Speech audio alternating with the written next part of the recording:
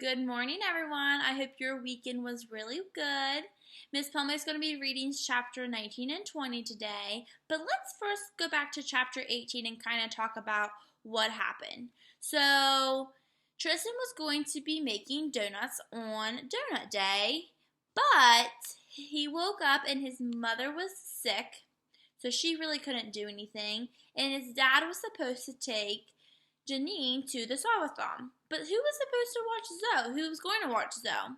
Well, Tristan ended up making a deal with Janine, and Zoe ended up staying home with Tristan, and Tristan ended up watching her.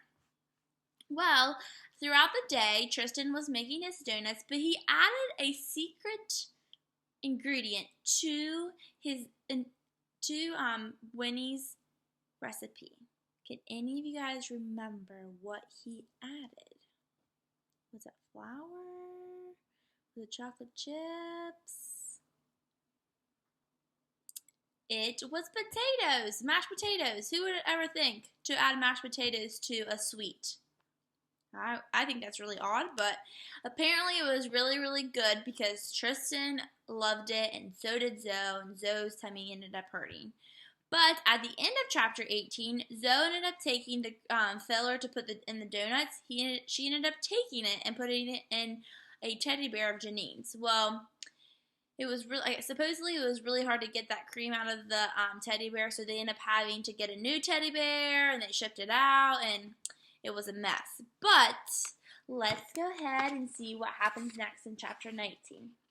A few days after Donut Day, I woke to Mom shouting, "I thought we were done with this." I leaned over the side of my bed and peeked through the hole in the floor. Mom, Janine, and Zoe were standing in a circle right under my room, staring at something I couldn't see on the hall carpet. "Zoe, I didn't even know what to say," Mom said. "Since whatever it wasn't my fault." I put the pillow over my head and tried to go back to sleep. It was no use. Josh's voice was playing on a loop in my head. "Why should you invest in a donut shop? The real question is, how can you afford not to?" They were lines from our investor presentation. We'd rehearsed for hours the day before because we were pitching my parents that morning.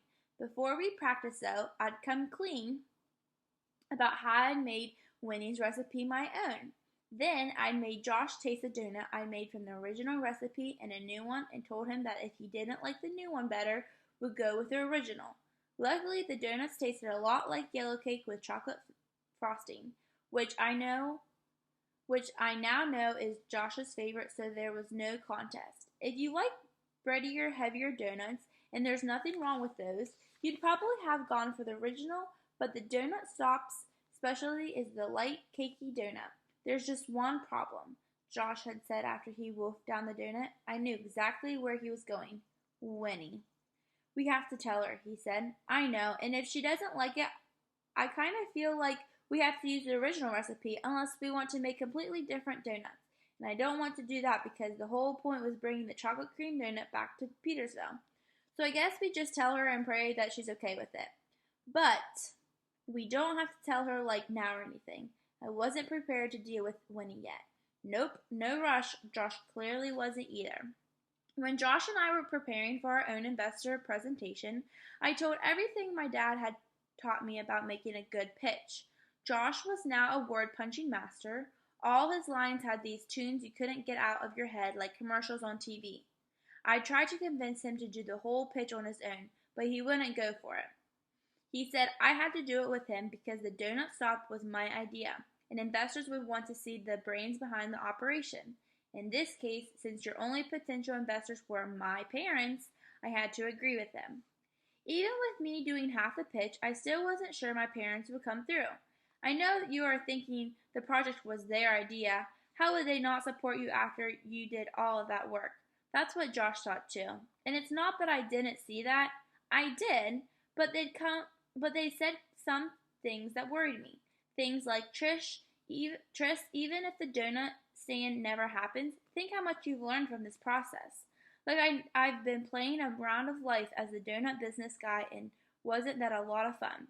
They didn't get that it wasn't just a game. I was wasting time playing till school started. Maybe that's how it had begun, but it wasn't like that anymore. Now I was building something real, an actual business with real donuts for real people, chocolate cream donut starved people. I got out of bed, put on my good pants, a button-down shirt, and my only tie. Josh and I had decided to dress up to show my parents how serious we were, and also because the book says you have to dress for success. It must have been a while since I'd worn my good pants, because as I climbed down the ladder, there was a loud ripping sound. I waited for somebody to laugh, but nobody even looked up. I'm just so disappointed in you, I heard Mom say as I climbed the rest of the way down. But I didn't do it, Zoe said, stomping her dress-up Cinderella heels. It's just gross, Janine said, and it means you're still a baby. I'm not a baby. It's not mine. Look at it. It doesn't even look like mine. Janine and Mom bent over and studied whatever it was on the floor. What are we looking at? I said, peering over Janine. Oh, there on the hall carpet was a sizable pile of poop. She does have a point, I said. What do you mean? Mom said. It doesn't look like hers. How would you know? Have you been studying her poops? Janine asked. No, I haven't been studying her poops, I said, giving Janine a dirty look. Would it kill her to stick up for Zoe? I mean, what did I know? Maybe Zoe had taken a poop right there in the middle of the upstairs hall, and yeah, it was completely disgusting, but Zoe didn't need Janine on her case, too. That was Mom's job. She just never flushes the toilet, I explained. Zoe doesn't like the flush. She doesn't trust it will be satisfied with sucking down only what's in the bowl. So when she does flush, which is only when my parents make her, she quickly pulls the lever and takes off like she's just lit a stick of dynamite. Just then, my father came up the stairs.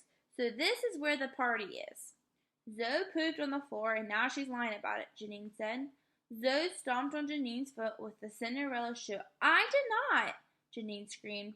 Let me see, honey, Mom said, bending over to examine Janine's foot. You're okay. Go put some ice on it. What happened to using our words, though? Dad said. Say sorry. Sorry. That's it. You're not going to punish her? What were you looking for? Firing squad? She broke my toe. Come on, Zozo. We're going to chop off your head. Zoe giggled.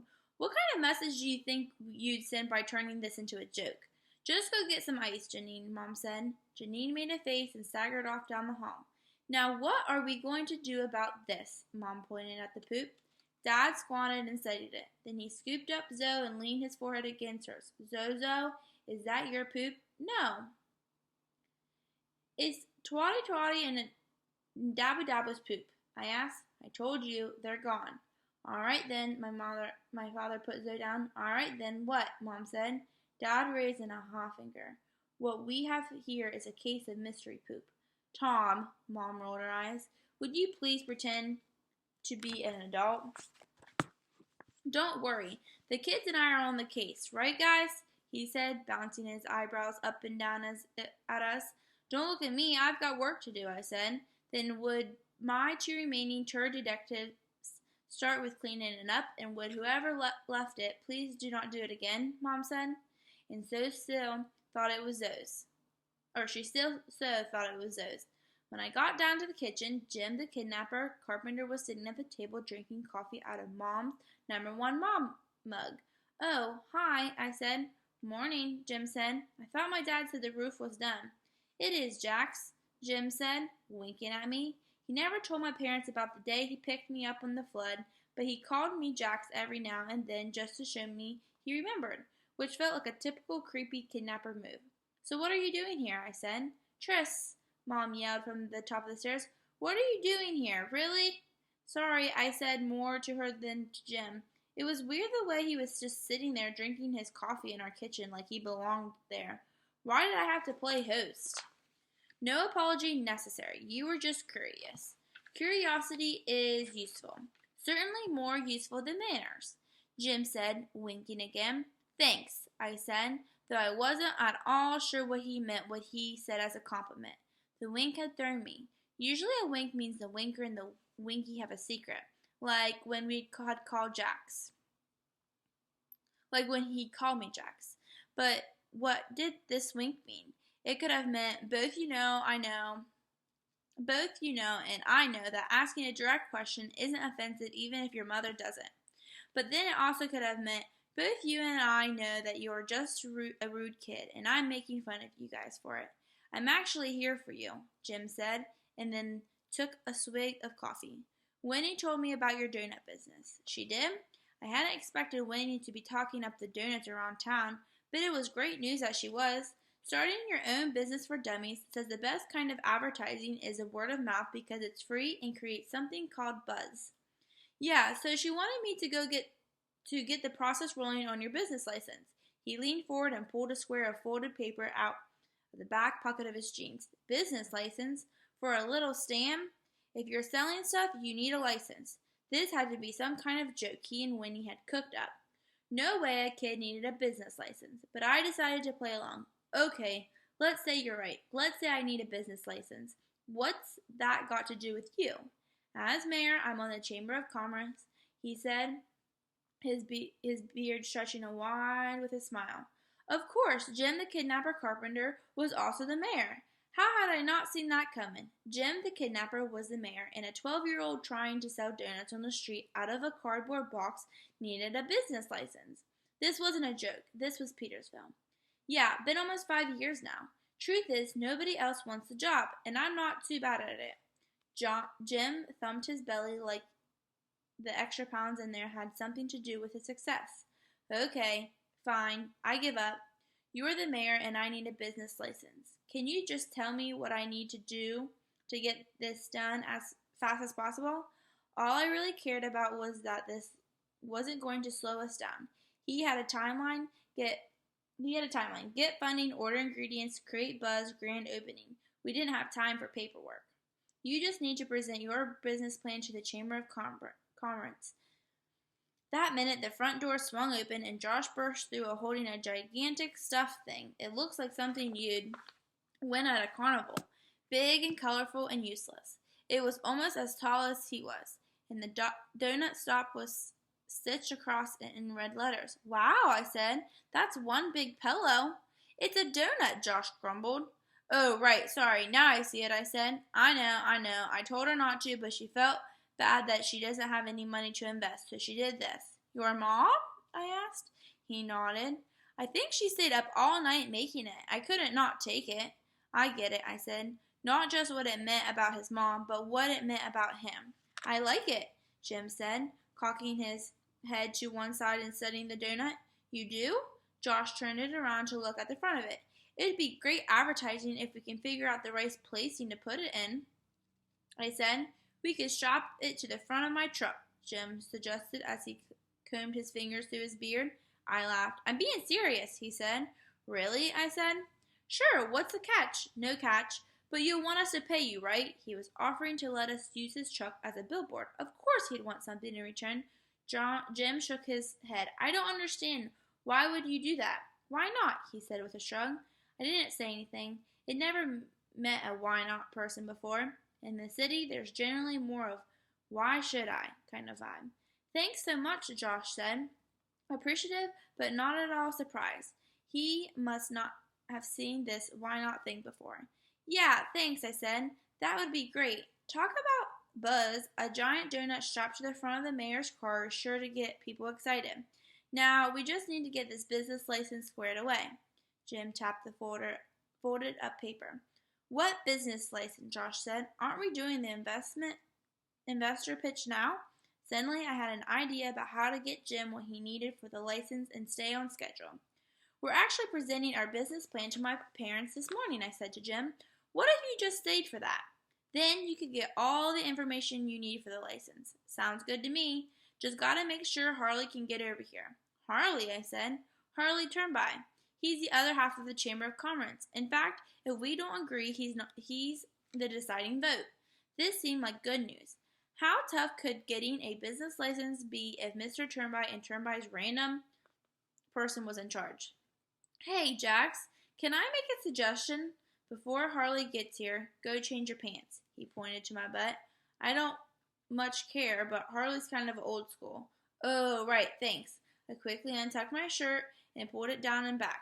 Jim was no less creepy, but I had to appreciate a mayor who wasn't going to hold flashing my Nick boxers through a hole in my Jinkos against me. Not to mention a mayor who was going to strap a 6-foot donut to the front of his truck just because he couldn't think of a reason not to. Alright, chapter 20. Normally I think anyone wearing a bow tie looks just like Orville Redenbacher, the guy on the popcorn box. But when Harley Turnby came through our door, which, by the way, required him to duck and turn sideways, the Michelin tire man is who popped into my head. It didn't surprise me that someone who sells the Flowbee, which is a hair-cutting attachment of your vacuum cleaner, didn't know the bow ties looked ridiculous. But I couldn't understand why Harley didn't get that they were health hazards for someone his size. The bow tie was clearly strangling him. His face was bright red, and his neck exploded in sweaty rolls out of his shirt collar. "Donuts, huh?" Harley said when he finally made it through the door. Yeah, donuts," I said, and led him to the living room where everyone else was waiting.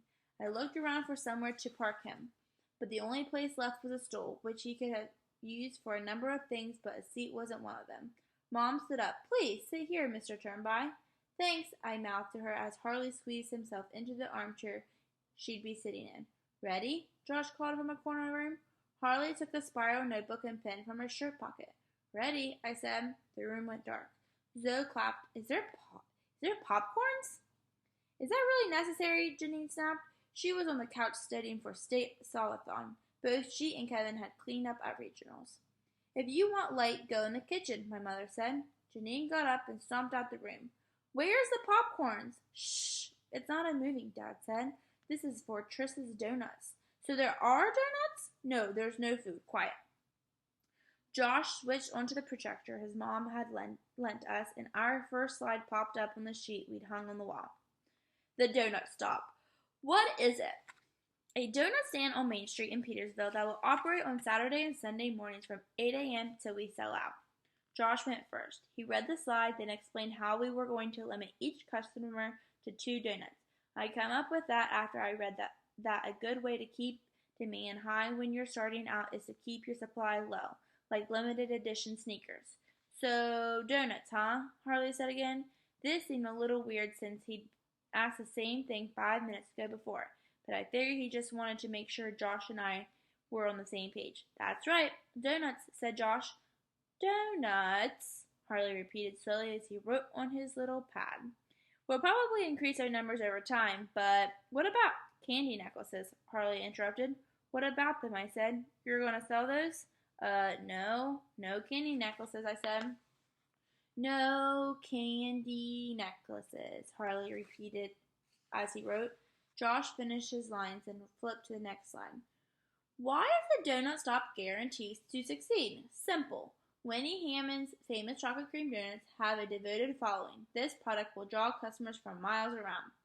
After I read the slide, I did my lines about how people had gone crazy for Winnie's donuts. I was just about to quote from the article when Harley said, "So, it's not just any donuts, then? It's only chocolate cream donuts? Is that what I'm hearing?" "That's right," I said. So no old-fashioneds or glaze or sprinkle?" "Nope." Harley was beginning to get on my nerves. "No old-fashioned glaze." Okay, Josh, next slide, please. Harley's questions were really messing with our flow. "Why should you invest in the Donut Stop?" The first bullet point says, "Great return on your investment." Bullet point number 2 says, "Give donuts back to the community." Before Josh had even finished reading the slide, Harley was at it again. "And what about Chinese checkers?" "No, of course not. Just donuts." I completely lost my cool.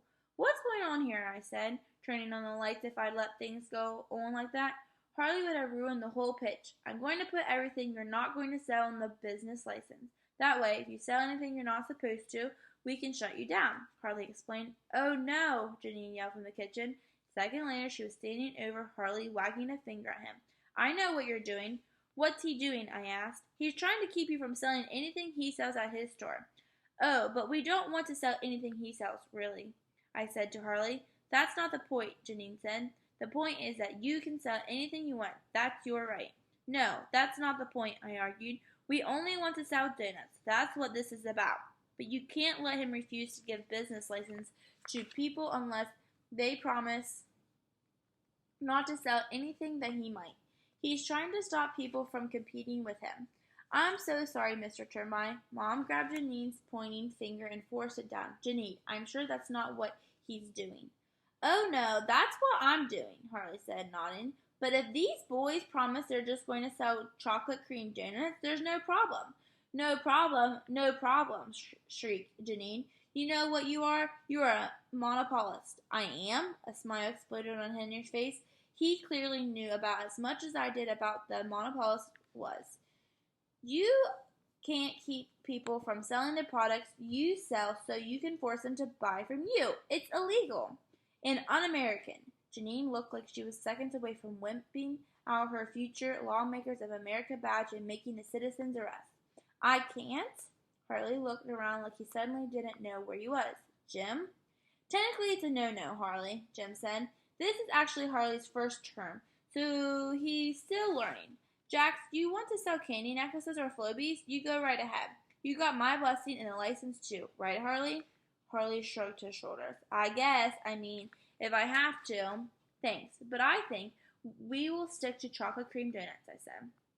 But now you don't have to, Janine said, flashing her. Yes, I won, smile at Harley. Fine, I said. Can we get back to the pitch now? Fine. Don't you mean thanks? She said, her smile caving into a big black hole of what's wrong with you.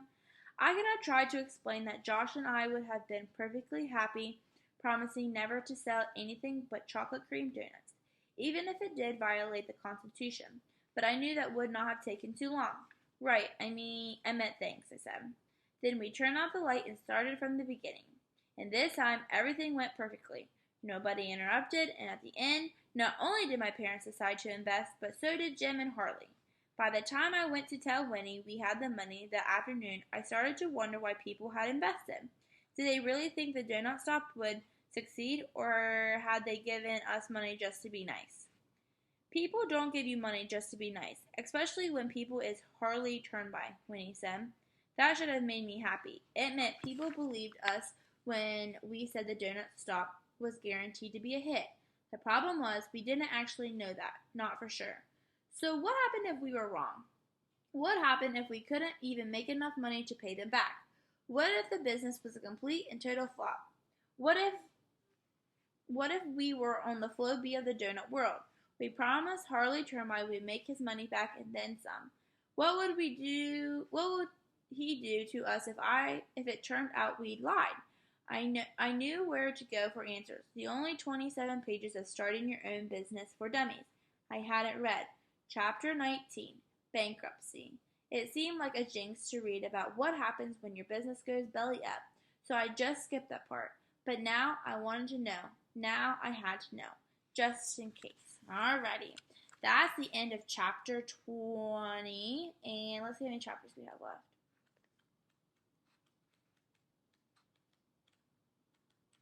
Looks like we have 3 or 4 more chapters. So, with that being said, I am, Friday I said that there were some recipes in the back of the book, and I think it would be a really, really good idea. Hannah Davis asked if she can have the recipe to the molten chocolate cake, and I told her that she could, but I think I'm going to actually post all the recipes under, within these links, and that way you guys can look at them and make them if you want to. So that's your option. It's whatever you want to do, but these recipes will be available for you and your family. So I hope you guys have a great day, and I will see you guys tomorrow.